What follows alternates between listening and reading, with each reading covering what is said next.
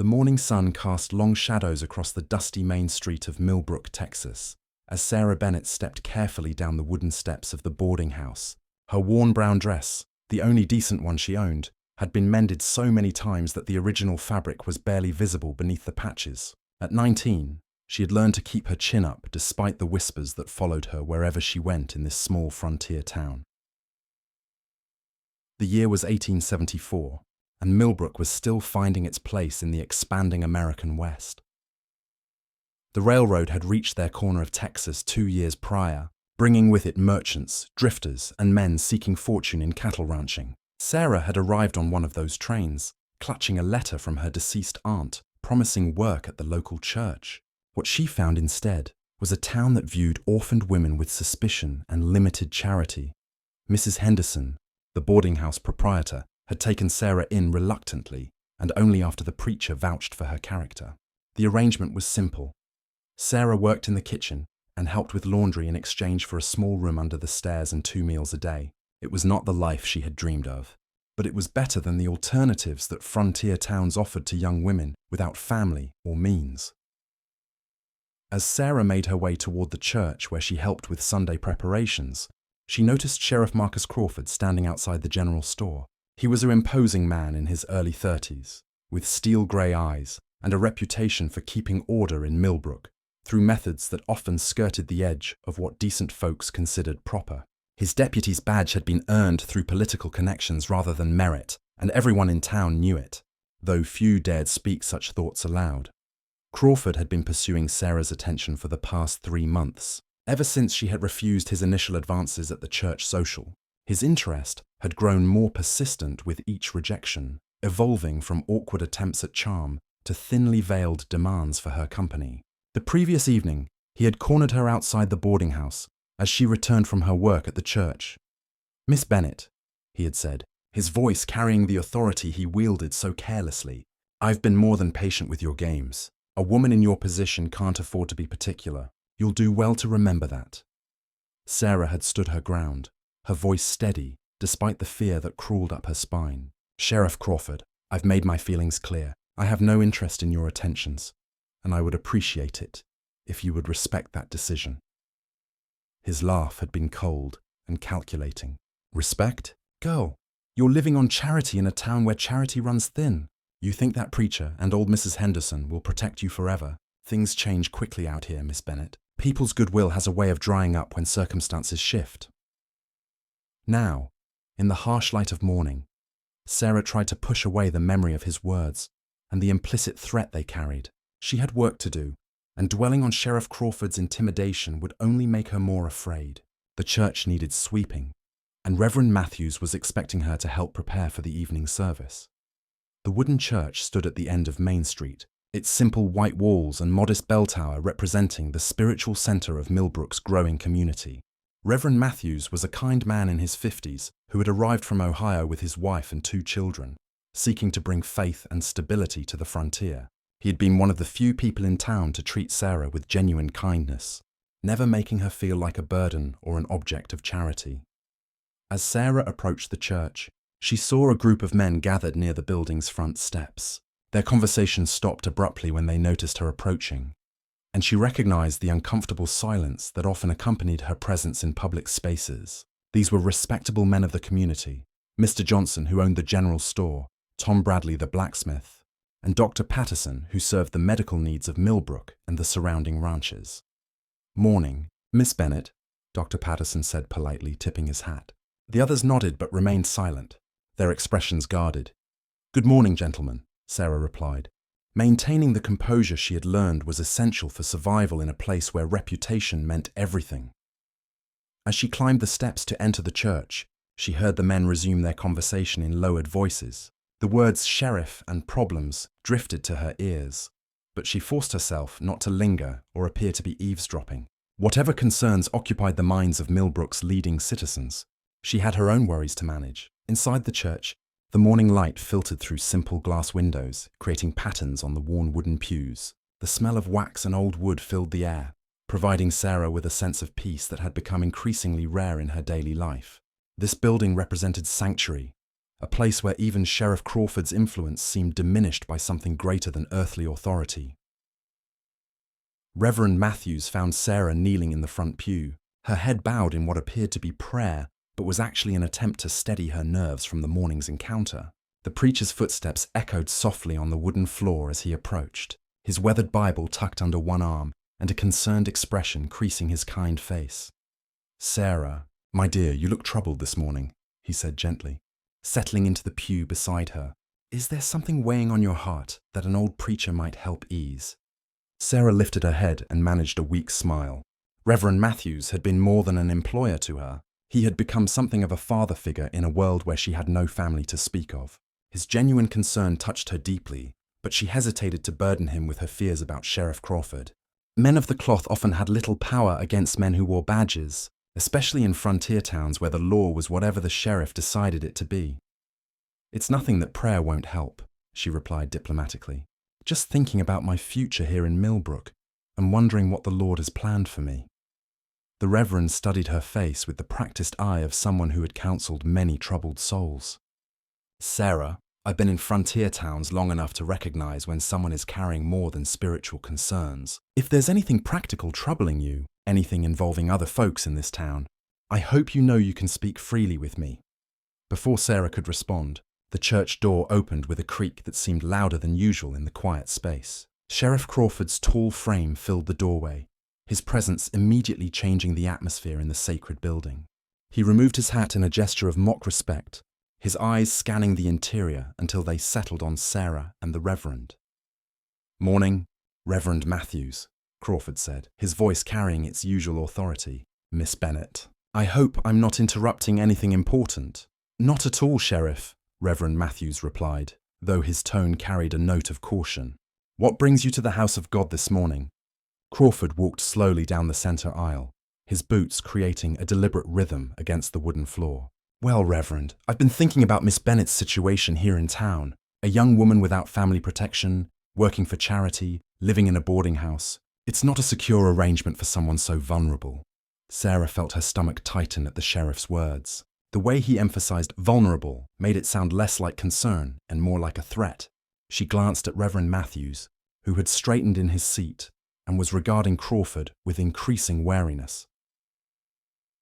"Miss Bennett has proven herself to be a capable and moral young woman," the Reverend said firmly. "She contributes meaningfully to our church community and conducts herself with propriety. I see no cause for concern about her situation."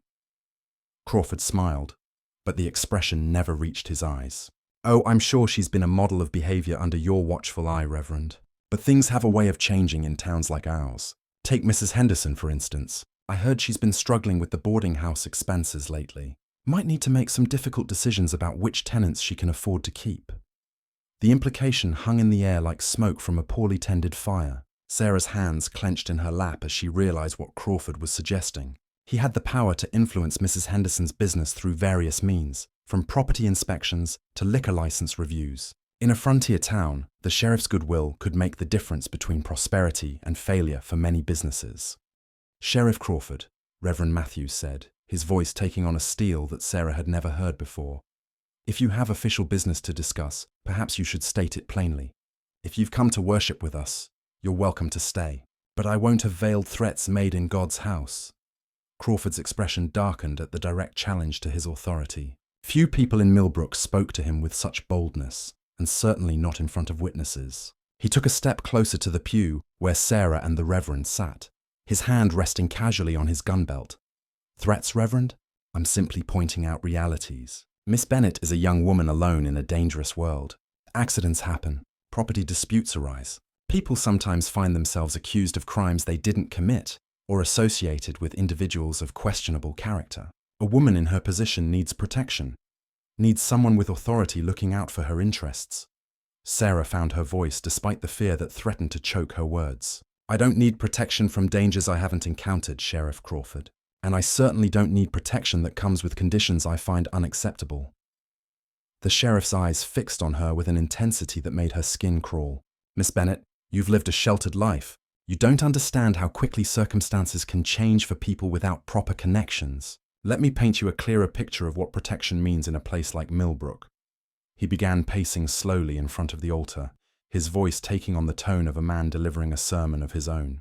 Mrs. Henderson's boarding house, for example, needs to pass regular safety inspections. The church here relies on donations from community members who respect law and order. Even something as simple as walking alone after dark can become dangerous when there aren't enough deputies to patrol every street. Each point was delivered with the precision of a man who had thought through every angle of his plan.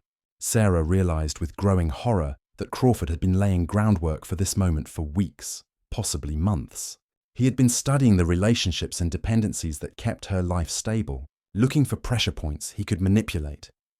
Reverend Matthews stood up slowly, his age showing in the careful way he rose from the pew. "Sheriff, I think you've made your position clear. I'll ask you to leave now so that Miss Bennett and I can continue preparing for today's service."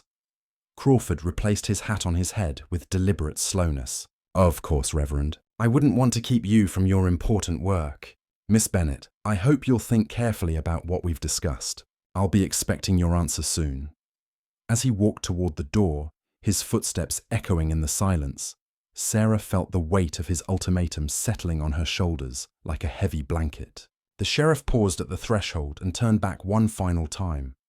"Oh, and Miss Bennett, I'd be careful about who you confide in. Sometimes well-meaning folks can make situations worse for the people they're trying to help." The door closed behind him with a finality that seemed to seal Sarah's fate.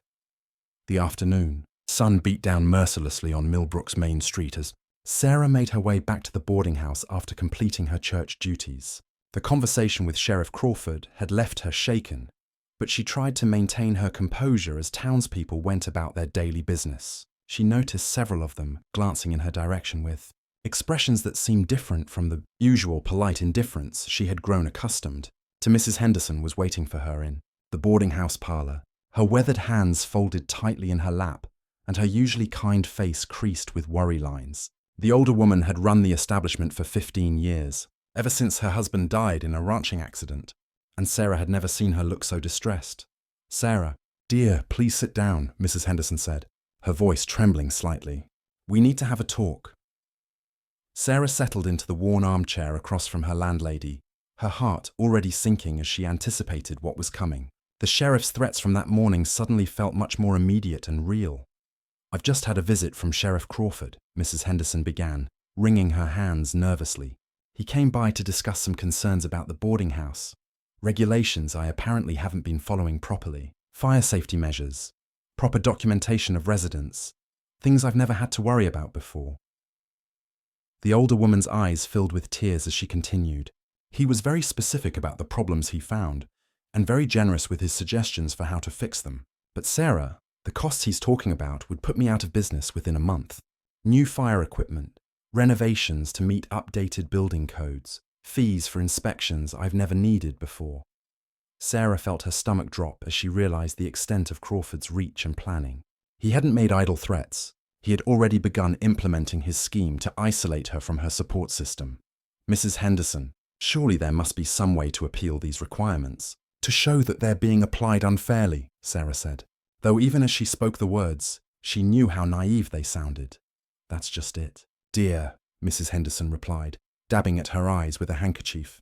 The sheriff was very clear that these problems could disappear as quickly as they appeared, provided certain adjustments were made to my current arrangements. He suggested that some residents might be more trouble than they're worth, especially those who might attract unwanted attention to the establishment. The implication was crystal clear, though Mrs. Henderson was too kind to state it directly. Sheriff Crawford had given her an ultimatum: evict Sarah or face financial ruin. The older woman had spent decades building her business and her reputation in Millbrook, and now both were being held hostage to serve the sheriff's personal desires. "I'm so sorry, Sarah," Mrs. Henderson whispered. "If I had any other choice, if there was any way I could stand up to him without losing everything I've worked for, I would. But I'm just one old woman trying to make an honest living." Sarah reached across and took the older woman's hands in hers, squeezing them gently. "Mrs. Henderson, please don't blame yourself for this situation. I understand completely, and I don't hold any anger toward you. Sheriff Crawford is using your kindness and your livelihood against both of us." They sat in silence for several minutes, both women understanding that they were caught in a web that had been carefully constructed to leave them with no good options. Sarah's mind raced through possibilities, searching for some escape route that Crawford hadn't anticipated and blocked.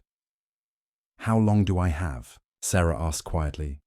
"He said the initial inspection would be in 3 days," Mrs. Henderson replied, "but he made it clear that if certain residents were no longer present, there might not be a need for such a thorough examination of the premises." That evening, Sarah walked through Millbrook's dusty streets as the sun set behind the distant mountains, painting the sky in shades of orange and purple that reminded her of better times in her childhood. She found herself standing outside the general store, where Mr. Johnson was closing up for the day. "Evening, Miss Bennett," he said politely, but she noticed how he avoided meeting her eyes directly. "Good evening.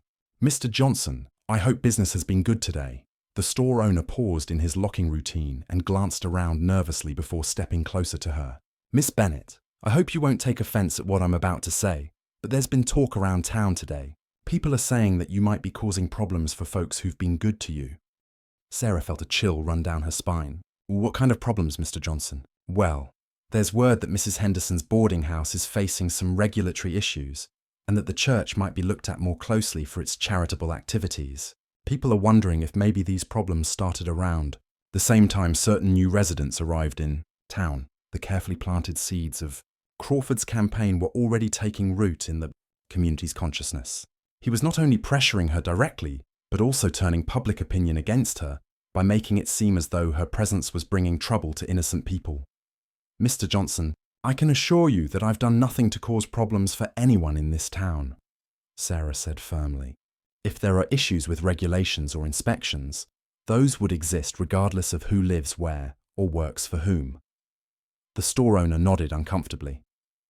"I'm sure you're a decent young lady, Miss Bennett, but in small towns like ours, sometimes the appearance of problems is just as troublesome as actual problems. People get nervous when their livelihoods might be affected, even if it's not anyone's fault in particular." As Sarah walked away from the general store, she realized that Crawford's strategy was more sophisticated than simple intimidation. He was systematically isolating her by making her presence seem toxic to anyone who might help her. By tomorrow, word would spread that being associated with Sarah Bennett brought unwanted attention from law enforcement. She made her way to the small cemetery behind the church, where weathered headstones marked the graves of Millbrook's early settlers. In the growing darkness, she knelt beside a simple wooden cross that marked the grave of a young woman who had died in childbirth 2 years earlier. Sarah had never known her, but she often came here to think and pray, finding comfort in the reminder that others had faced hardships in this unforgiving land. "Lord," she whispered into the evening air, "I don't know what path you want me to take, but I'm running out of options. Help me find the strength to make the right choice, whatever that might be."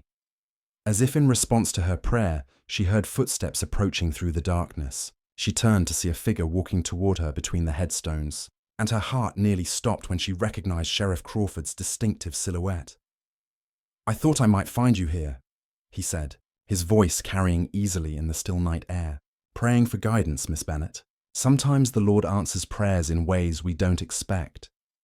Sarah rose slowly from her position beside the grave, her heart pounding as Sheriff Crawford approached through the cemetery shadows. The moonlight caught the silver badge on his vest, making it gleam like a predator's eye in the darkness. She forced herself to stand straight and meet his gaze, despite every instinct telling her to run. "Sheriff Crawford, I wasn't expecting to see anyone else here at this hour," she said, keeping her voice as steady as possible. "I've been thinking about our conversation this morning," he replied, stopping just close enough to make her uncomfortable, but not so close as to be obviously threatening. "I realize I may have been too subtle in explaining the situation. Sometimes clarity serves everyone better than politeness." Crawford began walking slowly among the headstones, his hands clasped behind his back like a man delivering a lecture. "You see, Miss Bennett, I've been sheriff of this county for 4 years now. In that time, I've learned that peace and order require strong leadership and clear understanding of how things work." He paused beside a larger monument marking the grave of Millbrook's founder. "This town prospers when everyone knows their place and accepts their responsibilities. Problems arise when people get ideas above their station or refuse to acknowledge reality." Sarah remained silent, understanding that he was building towards something and that interrupting would only make things worse for her. I've been more than patient with you, Crawford continued, his voice taking on a harder edge. Any other woman in your position would have been grateful for the protection and security I've offered. But you seem to think you have choices that simply don't exist for someone in your circumstances. He turned to face her directly, his pale eyes reflecting the moonlight with an unsettling intensity. Let me be perfectly clear about what's going to happen, Miss Bennett. By tomorrow evening, Mrs. Henderson will ask you to leave her boarding house. Within a week, Reverend Matthews will find that his church's charitable activities are attracting unwanted scrutiny from territorial authorities. Anyone who employs you or offers you shelter will discover that their business dealings suddenly face complications they've never encountered before. Sarah felt the blood drain from her face as the full scope of his plan became clear. You're talking about ruining innocent people's lives just to force me into compliance with your demands. I'm talking about maintaining order and ensuring that everyone understands the consequences of defying legitimate authority, Crawford replied coldly. Mrs. Henderson and the Reverend chose to involve themselves in your situation. They can just as easily choose to distance themselves from it. The sheriff stepped closer, and Sarah caught the smell of whiskey on his breath. She realized he had been drinking, which made him both more dangerous and potentially more careless. Here's what's going to happen, he said, his voice dropping to barely above a whisper. Tomorrow morning, you're going to come to my office and accept my proposal of marriage. We'll have a quiet ceremony within the week, and all these regulatory problems will mysteriously disappear. Mrs. Henderson will keep her boarding house, the church will continue its good work, and you'll have the security and status of being the sheriff's wife. Sarah's mind reeled at the audacity of his plan. Marriage would give him complete legal control over her life, her property, and her person. In 1874, married women had virtually no rights independent of their husbands, and a sheriff's wife would be expected to support his authority without question. And if I refuse? She asked, though she already knew the answer. Crawford's smile was predatory. If you refuse, you'll find yourself alone in a very unfriendly world. No respectable establishment will house you, no decent family will employ you, and no church will offer you sanctuary. You'll be forced into circumstances that no decent woman would choose, and eventually you'll come to me anyway, but under much less favorable terms. He reached into his vest pocket and pulled out a small leather pouch that clinked with the sound of coins. Of course, there might be other arrangements available for young women who find themselves without options. The saloon always needs girls to serve drinks and entertain the customers. The wages aren't much, but the tips can be generous for those willing to be accommodating. The threat was clear and nauseating. He was offering her a choice between marriage to him or prostitution, using his authority to eliminate any middle ground that might exist. You have until dawn to think it over, Crawford said, returning the pouch to his pocket. But understand that this is the last time we'll discuss terms. After tomorrow, your situation will be entirely out of your control. As he turned to leave, Sarah found her voice one final time. Sheriff Crawford, what you're describing isn't marriage or protection. It's slavery with legal documents. He paused without turning around. Miss Bennett, slavery was abolished 10 years ago. What I'm offering is security, respectability, and a place in this community. The fact that you can't tell the difference shows just how naive you really are about the world you're living in. His footsteps echoed among the headstones as he walked away, leaving Sarah alone with the graves of people who had faced their own struggles in this harsh land. She sank back down beside the simple wooden cross, her whole body trembling with a mixture of fear and rage. For the first time since arriving in Millbrook, Sarah began to consider options that went far beyond the boundaries of her previous thinking. She thought about the stories she had heard of women who had fled bad situations, traveling west to places where no one knew their history or their circumstances. She thought about the wagon trains that still passed through Millbrook heading toward California and Oregon, always in need of people willing to work in exchange for passage. But she also thought about Mrs. Henderson, who had shown her kindness when she had nowhere else to go. She thought about Reverend Matthews, who had given her meaningful work and treated her with dignity. Running away would save her from Crawford's trap, but it would leave behind people who would suffer for having helped her. As the night grew colder, Sarah remained in the cemetery, weighing choices that all seemed to lead toward loss and heartbreak. The morning would bring demands for a decision that would shape not just her own future, but the futures of everyone who had shown her compassion in this frontier town. Above her, the stars wheeled across the vast Texas sky, indifferent to human struggles, but somehow comforting in their eternal presence. Whatever choice she made, the world would continue turning, and somewhere beyond the horizon, there might still be possibilities she hadn't yet imagined. But first, she would have to survive the confrontation that awaited her at dawn. Sarah returned to the boarding house in the early hours before sunrise, her mind made up but her heart heavy with the weight of her decision. She had spent the remaining night hours walking through Millbrook's empty streets, thinking through every possible outcome and preparing herself for what lay ahead. The town looked different in the pre-dawn darkness, smaller and more fragile than it appeared in daylight. Mrs. Henderson was already awake in the kitchen, preparing breakfast with hands that shook slightly as she worked. The older woman looked up when Sarah entered, her eyes red from a sleepless night of worrying. "Sarah, dear, I was afraid you might not come back," Mrs. Henderson said, setting down her mixing bowl. "I've been thinking all night about what the sheriff said, and I keep hoping there might be some other way." Sarah sat down at the small kitchen table where she had shared so many meals over the past months. "Mrs. Henderson, I need you to know that whatever happens today, I don't blame you for any of it. You've been kinder to me than I had any right to expect, and I'll never forget that." The boarding house proprietor wiped her hands on her apron and joined Sarah at the table. "You're frightening me, child. You sound like you're saying goodbye." "In a way, I suppose I am," Sarah replied quietly. "The Sarah Bennett who came to Millbrook on that train is going to have to disappear today, one way or another. But I want you to know that she found real kindness here, and that meant more to her than you'll ever understand."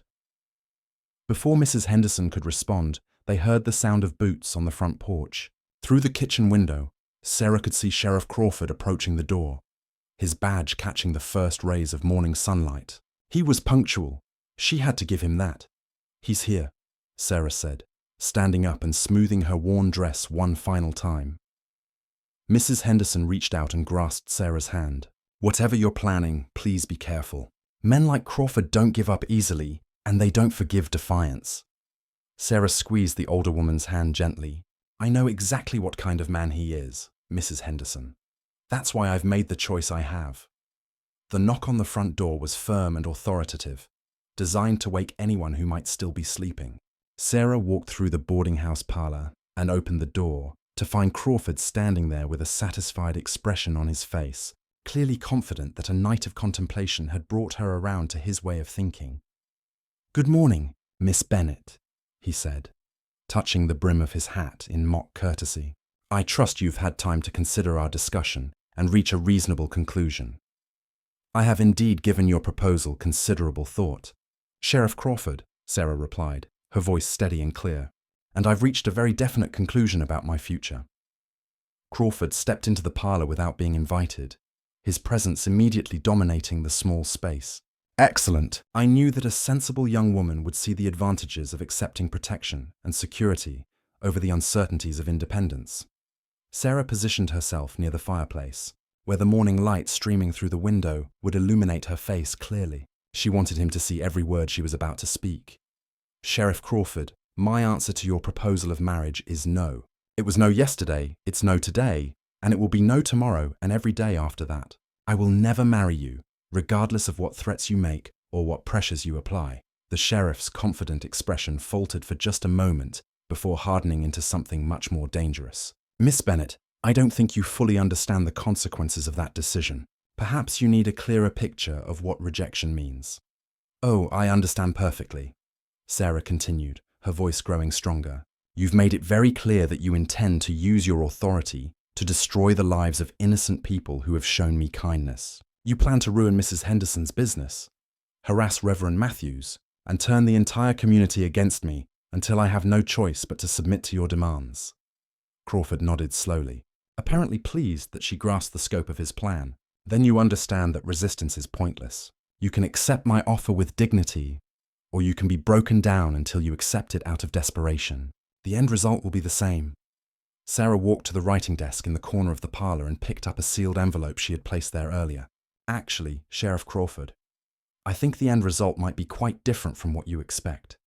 She held up the envelope so he could see his name written on the outside in her careful script. "This letter contains a detailed account of every threat you've made, every abuse of your authority, and every plan you've outlined for forcing me into marriage. It describes your visits to Mrs. Henderson, your harassment at the church, and your explicit threats about what would happen if I refused your demands." Crawford's face began to redden as he realized where she was heading with this revelation. "Miss Bennett, the fantasies of a desperate spinster aren't going to impress anyone in this town. People know I'm a man of integrity and authority." "That's very true," Sarah agreed, "which is why I didn't plan to share this letter with anyone in Millbrook. Instead, I've written a second copy that was mailed yesterday on the afternoon stage to the Territorial Governor's office in Austin. A third copy went to the United States Marshal for this district." The color drained from Crawford's face as the implications hit him. Territorial and federal authorities took a dim view of local sheriffs who abused their power, especially when such abuse was documented in writing by credible witnesses. "You see," Sarah continued, "while you were planning how to use your authority to destroy innocent people, I was documenting your crimes and ensuring that higher authorities would learn about them, regardless of what happened to me locally." Crawford took a threatening step toward her, his hand moving instinctively toward his gun. "You little fool. Do you think some bureaucrats in Austin care about what happens to one orphaned girl in a frontier town? They have bigger problems to worry about." "Perhaps," Sarah said calmly, "but they definitely care about sheriffs who extort business owners, abuse their authority for personal gain, and threaten territorial citizens with false imprisonment. Those are federal crimes, Sheriff Crawford, and they carry sentences that would make your current problems seem very minor by comparison." The sheriff stood frozen, his mind clearly racing through the implications of what she had done. If federal investigators began looking into his conduct, they would discover not just his pursuit of Sarah, but likely other abuses of power that had occurred during his tenure. "What do you want?" he asked finally, his voice hoarse with suppressed rage. Sarah walked to the front door and opened it wide, letting the morning sunshine flood into the parlor.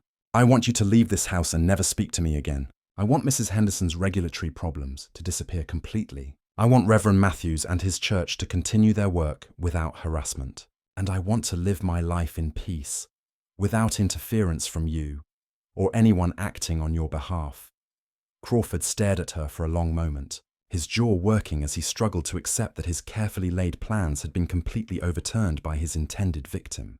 "This isn't over, Miss Bennett. You may have outmaneuvered me this time, but frontier towns have long memories and short patience for troublemakers." "Actually, Sheriff Crawford, I think it is over," Sarah replied firmly.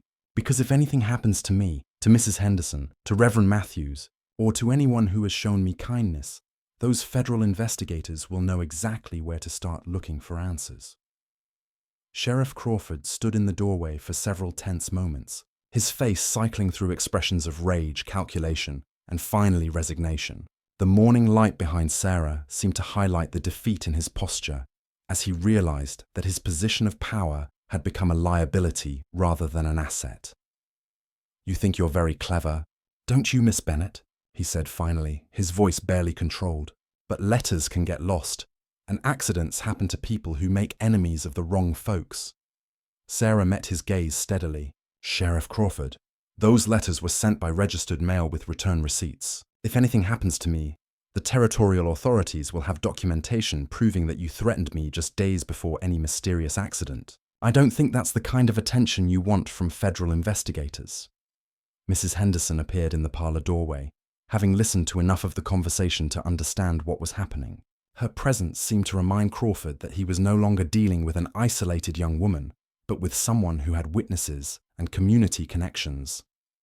"Sheriff," Mrs. Henderson said firmly, "I think it's time for you to leave my establishment. Miss Bennett is a welcome guest here, and she'll remain so as long as she chooses." Crawford looked between the two women, clearly weighing his options. The careful web of intimidation he had constructed was unraveling, and any further threats would only provide more evidence of his abuse of authority. "This conversation isn't over," he said finally, but the words lacked the conviction of his earlier threats.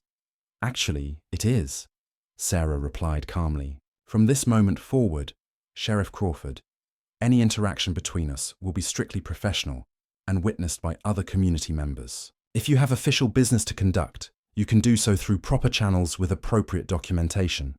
Crawford turned and walked away from the boarding house, his boots echoing on the wooden porch steps. Sarah watched through the window as he made his way down Main Street, noting how his usual confident stride had been replaced by the uncertain gait of a man whose authority had been fundamentally challenged. Mrs. Henderson closed the door and turned to embrace Sarah warmly. "My dear girl, I don't know how you found the courage to stand up to him like that, but I'm proud of you. That took more bravery than most folks could muster." "It wasn't bravery, Mrs. Henderson," Sarah replied, returning the older woman's embrace. "It was desperation and determination. I realized that giving in to his demands wouldn't end the problem. It would only make me complicit in my own destruction." Over the next few days, word spread through Millbrook about the confrontation between Sarah and Sheriff Crawford. The details were whispered in the general store, discussed over meals at the boarding house, and debated on church steps after Sunday services. The townspeople who had been preparing to distance themselves from Sarah began to see her in a new light. Dr. Patterson stopped by the boarding house on the third day to speak with Sarah directly. "Miss Bennett, I want you to know that several of us have been talking about the situation with Sheriff Crawford. We realized that we were allowing fear to guide our actions instead of doing what was right." He shifted uncomfortably before continuing. "The truth is, Crawford has been overstepping his authority in various ways for some time now. Your situation just brought it to light in a way that we couldn't ignore anymore." Sarah invited him to sit in the boarding house parlor. "Dr. Patterson, I never intended to cause trouble for anyone in this community. I simply refused to accept that I had no choices." "That's exactly what needed to happen," the doctor replied. "Sometimes it takes one person's courage to remind the rest of us that we don't have to accept behavior just because it comes from someone in authority." Reverend Matthews had been equally supportive when he visited Sarah the day after her confrontation with Crawford. "My dear, I want to apologize for not taking a stronger stand earlier. I was so concerned about protecting the church that I failed to protect someone who needed help." "Reverend Matthews, you provided me with work, dignity, and a place where I felt safe," Sarah had told him. "That was more protection than you realize." The preacher smiled sadly. "Sarah, I've been thinking about what happened, and I realize that your situation has taught me something important about faith. Sometimes the Lord calls us to take risks for what's right, even when we can't see how things will work out." As the weeks passed, Sheriff Crawford's behavior became noticeably more restrained. He continued his duties, but avoided any interactions with Sarah or her supporters. The regulatory problems that had threatened Mrs. Henderson's boarding house mysteriously disappeared, and the church's charitable activities continued without interference. Sarah began to notice changes in herself as well. The fear that had dominated her thoughts for months gradually gave way to a quiet confidence. She had faced down a corrupt authority figure and won, not through violence or manipulation, but through careful planning and moral courage. Tom Bradley, the blacksmith, offered her additional work, helping with his bookkeeping. Mr. Johnson asked her to assist with inventory at the general store during busy periods. These offers came not from pity, but from respect for someone who had proven herself capable of standing up for what was right. On a warm evening in late summer, Sarah sat on the boarding house porch watching the sun set over Millbrook's dusty main street. Mrs. Henderson joined her with 2 cups of coffee, and they sat in comfortable silence for several minutes. "Sarah, I've been wondering," Mrs. Henderson said eventually, "what do you think you'll do now? I mean, looking toward the future." Sarah smiled, surprised to realize that she was actually excited about the question. For the first time since arriving in Millbrook, she felt like she had genuine choices about her life's direction. "I think I'd like to stay here for a while longer," she replied. "This community has become home to me, and I've learned that I'm stronger than I thought I was. There's work to be done here, and I think I can contribute something meaningful." She paused, watching a group of children playing in the street while their parents finished the day's business. "But mostly, Mrs. Henderson, I've learned that running away from problems doesn't solve them. Sometimes you have to stand your ground and fight for the right to exist on your own terms." As the stars began to appear in the darkening sky above Millbrook, Sarah reflected on how much her life had changed since that morning when Sheriff Crawford had first cornered her outside the boarding house. She had been forced to discover reserves of courage she didn't know she possessed, and in doing so, she had not only saved herself, but had helped create a community where abuse of authority could be challenged and overcome. The orphaned girl who had arrived on the train months earlier was gone, replaced by a young woman who understood her own worth and was prepared to defend it. In the harsh landscape of the American frontier, that transformation was perhaps the most valuable thing she could have gained. Tomorrow would bring new challenges and new opportunities, but Sarah Bennett was ready to face them with the knowledge that she had choices and the courage to make them on her own terms.